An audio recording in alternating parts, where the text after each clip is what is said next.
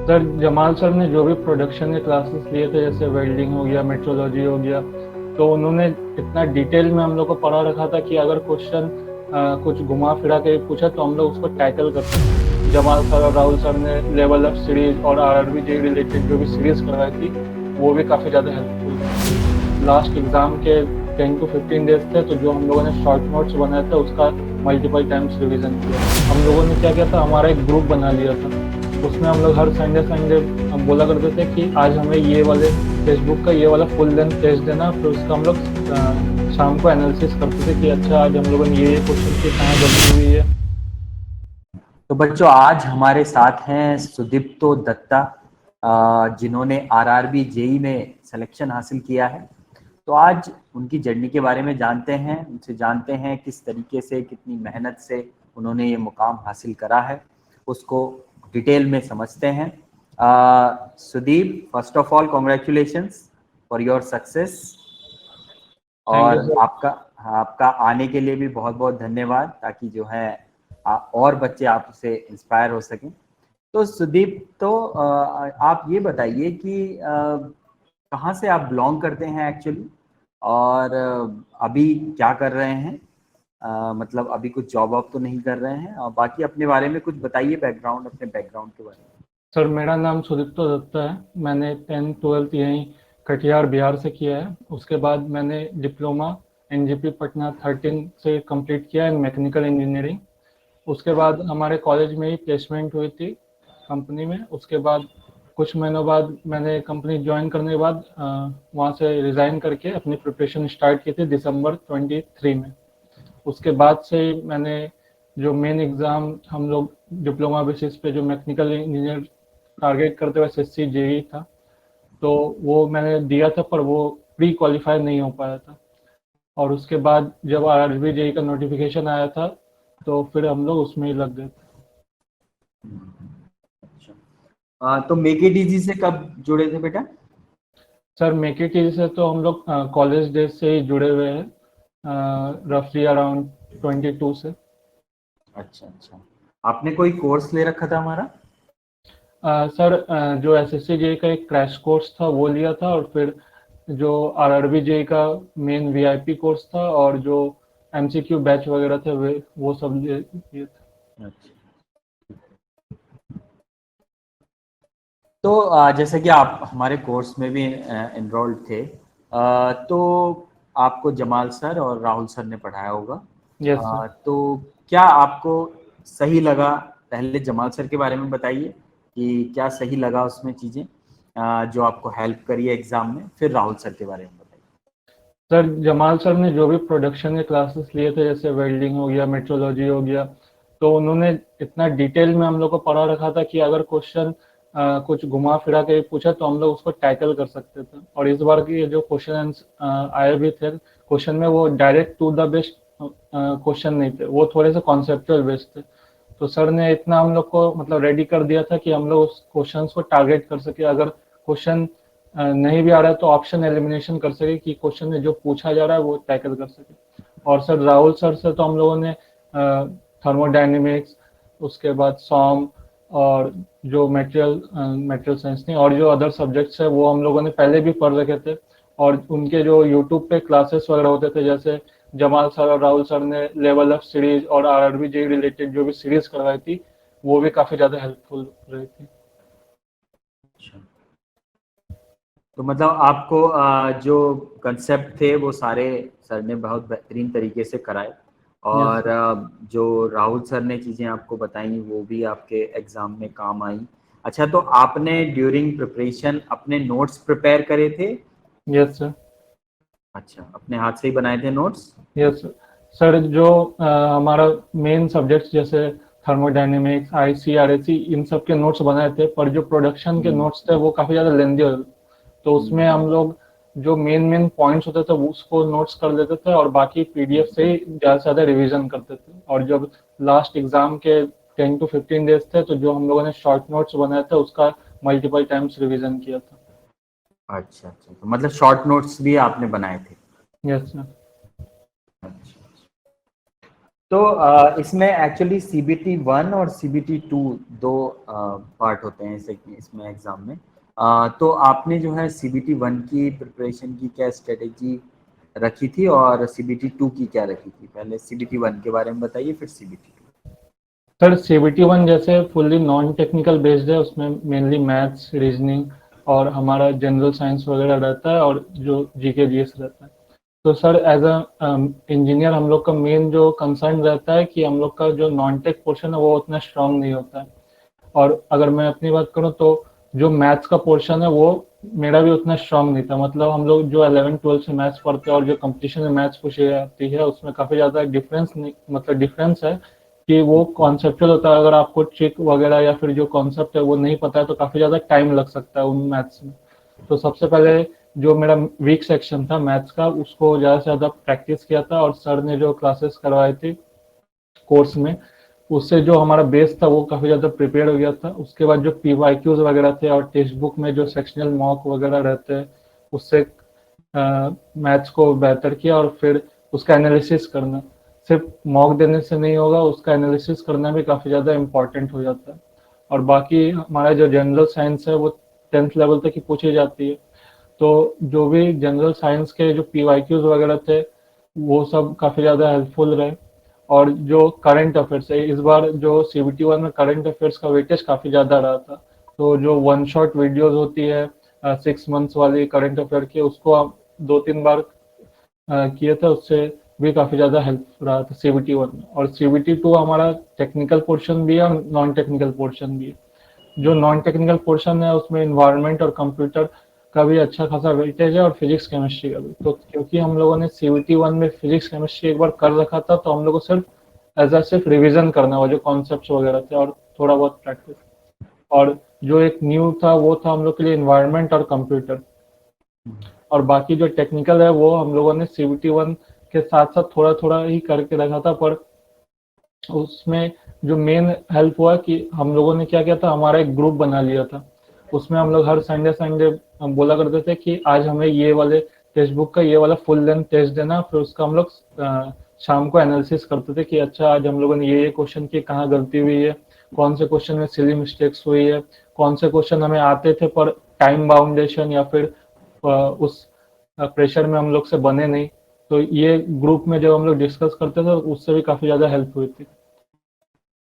अच्छा, तो मतलब आपने जो है बहुत रिगरस तरीके से और साथ में देखो मतलब एक टीम वर्क भी किया आपने, मतलब साथ में मिलके एक ग्रुप बनाया। देखो अच्छे लोगों की संगत बहुत जरूरी होती है बच्चों, तो अच्छे लोगों के साथ रहोगे तो चीज़ें बहुत अच्छी आएंगी। तो जैसे कि सुदीप्तो ने बताया कि इस तरीके से उन्होंने जो है प्रिपरेशन करी। अच्छा, जैसे राहुल सर, जमाल सर ने आपको टेक्निकल सब्जेक्ट्स पढ़ाए, तो मतलब आपने राहुल सर को ही क्यों चुना या जमाल सर को ही क्यों चुना या मेक इट इजी को ही क्यों चुना? उसका कोई रीजन है? सर इसका जो मेन रीजन, जैसे जब हम लोग डिप्लोमा डेज में थे तो जब फर्स्ट ईयर तो हम लोग का कोविड में थोड़ा सा प्रॉब्लम में चला गया, उसमें उतना कुछ हो नहीं पाया। फिर जब सेकेंड ईयर में हम लोग आए तो टेक्निकल हम लोग के लिए भी एक नया सब्जेक्ट था। क्लासेस वगैरह कॉलेज में होती थी और हम लोग के जो प्रोफेसर्स थे वो भी काफ़ी ज़्यादा अच्छे थे, पर कुछ कुछ टॉपिक जो होते थे वो क्लियर नहीं हो पाते थे। तो हम लोग को खुद से ही यूट्यूब पे या फिर और भी जगहों पे सर्च करना पड़ता था कंटेंट के बारे में कि कहाँ से और अच्छे से हम लोग को वो चीज़ समझ में आए। तो तभी हम लोग ने बहुत सारे चैनल्स एक्सप्लोर किए थे। उसके बाद मेक इट इजी भी उनमें से एक था।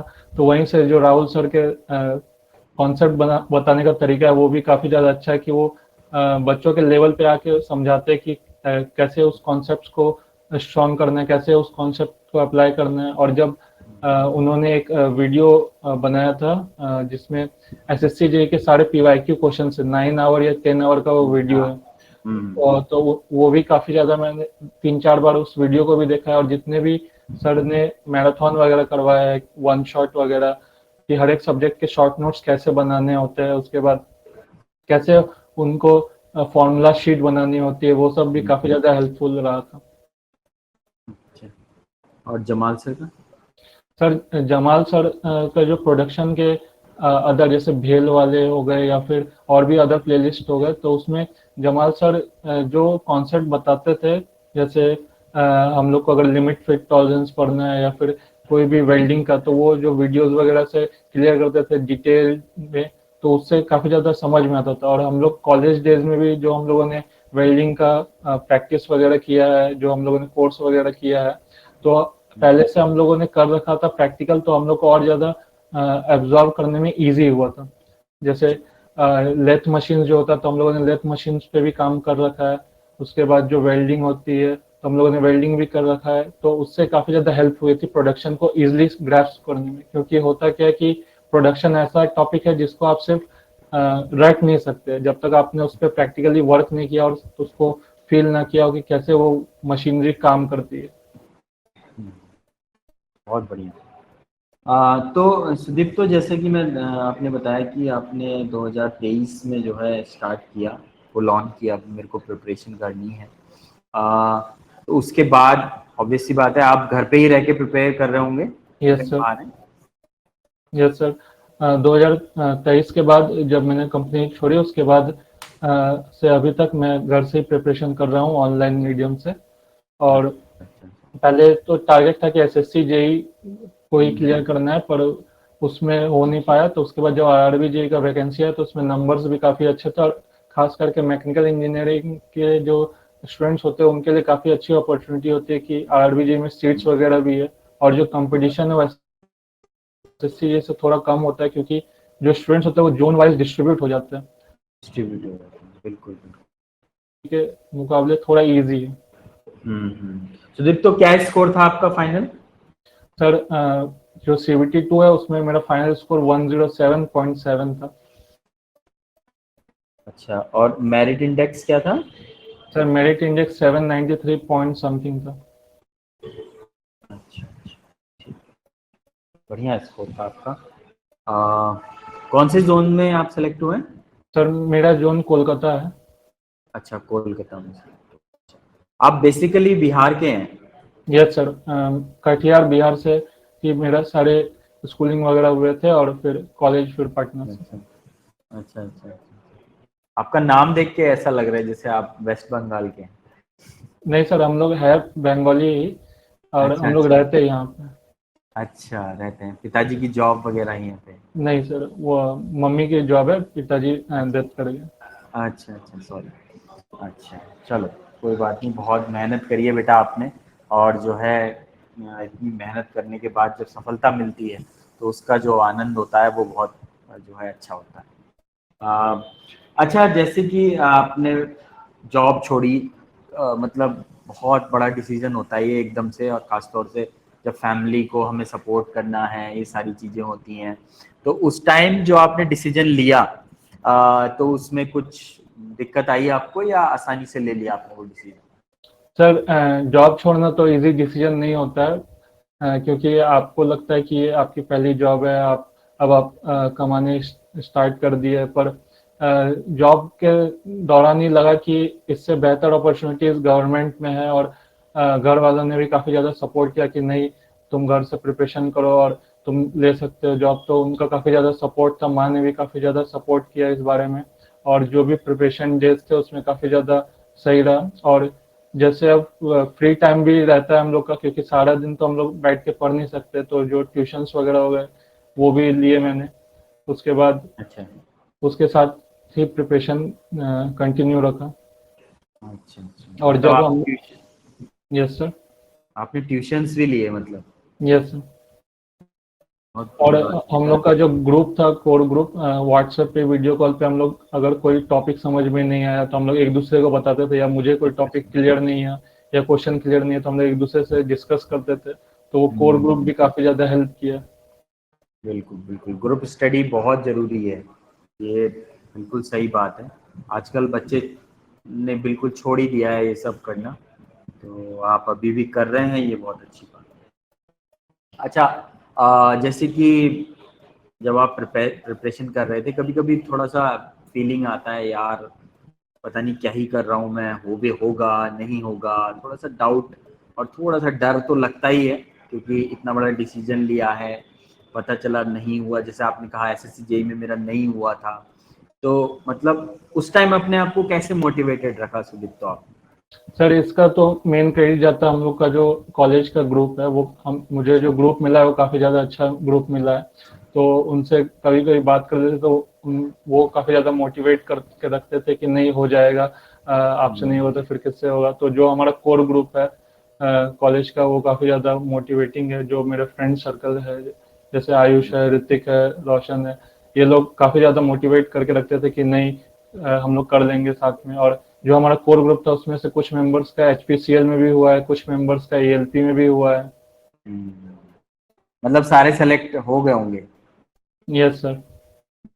बहुत जरूरी होता है ग्रुप स्टडी अगर आप करते हैं और कैसे लोगों के साथ आप रहते हैं, तो देखो आपस में मोटिवेशन भी होता है कि हाँ भाई एक को अगर कुछ दिक्कत हो रही है तो दूसरा बात कर रहा है, दूसरे को दिक्कत हो रही है तो तीसरा बात कर रहा है, तो मतलब ये बहुत जरूरी है। ये आपने बहुत अच्छे से जो है करके दिखाया है और बच्चों को इस चीज से सीखना चाहिए। तो ऑलमोस्ट मैंने आपसे सारी चीज़ें पूछ ली हैं जो बच्चे आई होप सुनना चाह रहे होंगे कि किस तरीके से आपने तैयारी करी, क्या हुआ है। अच्छा, लास्ट में जाते जाते मैं आपसे बच्चों के लिए जो आने वाले समय में प्रिपरेशन करना चाहते हैं उसको अगर आप कोई संदेश देना चाहें तो दे सकते सर जूनियर्स के लिए तो यही मैसेज रहेगा कि सबसे पहले जो अपना सिलेबस होता है उसको अच्छे से कवर करना है। अब जैसे कोई हम लोग सब्जेक्ट कवर कर रहे हैं तो जैसे अगर हम लोग ने थर्मोडायनेमिक्स कंप्लीट किया तो उसके साथ ही उसके पीवाईक्यूज भी कवर अप कर देना और फिर उसका रिवीजन भी करना। हम लोग ये गलती कर देते हैं कि एक सब्जेक्ट स्टार्ट जरूर करते हैं, फिर सेकंड सब्जेक्ट जब स्टार्ट करने जाते हैं तो पहला सब्जेक्ट का रिवीजन उतना अच्छे से नहीं करते, तो फिर कंटिन्यूटी ब्रेक हो जाती है और फिर दिक्कत आती है जब हम लोग सारे सब्जेक्ट्स का एक साथ पीवाईक्यू लगाते हैं। तो सारे सब्जेक्ट्स को कंप्लीट करना, साथ साथ उनके पीवाईक्यूज लगाना, रिवीजन करना, मॉक देना, और मॉक देने से भी ज़्यादा इम्पोर्टेंट है उस मॉक का एनालिसिस करना है। राहुल सर ने भी एक वीडियो में बताया था कि जब हम लोग के एग्जाम डेट्स आ गए थे कि मार्क्स मॉक्स में कुछ भी मार्क्स आ रहे हो, एक जो हम लोग का कॉपी है वो रेडी होना चाहिए एनालिसिस का, जिसमें सब कुछ लिखा हो कि कहाँ हम लोगों ने गलती की है, कहाँ हम लोगों ने सिली मिस्टेक्स की है। तो वो काफ़ी ज़्यादा हेल्प हुआ था लास्ट टाइम में, क्योंकि उसी एनालिसिस के कॉपीज को ही बार बार रिवाइज करने से हमें पता चल जाता है कि एग्जाम में वो मिस्टेक्स फिर से रिपीट नहीं करनी है। बहुत अच्छी बात आपने बताई है क्योंकि बहुत ज़रूरी है वो कॉपी जिसकी आप बात कर रहे हो। और अभी तक मैंने जितने भी बच्चों से बात करी है सब ने ही वो कॉपी बनाई जो सेलेक्ट हुए। और ये सच में बहुत अच्छी चीज़ है कि टीचर ने कुछ कहा है, समझाया है और बच्चे बहुत अच्छे से उसको फॉलो कर रहे हैं। और टीचर पे ट्रस्ट बहुत ज़रूरी है, अगर आप टीचर पे ट्रस्ट करेंगे तो पक्का आप सेलेक्ट हो जाएंगे। तो सुदीप्तो बहुत बहुत धन्यवाद आपका, और दोबारा से आपको बहुत बहुत बधाई। और आप यहाँ पर आए, आपने टाइम निकाला और बच्चों को इंस्पायर किया, उसके लिए बहुत बहुत धन्यवाद। Thank thank you you. Sir. Thank you.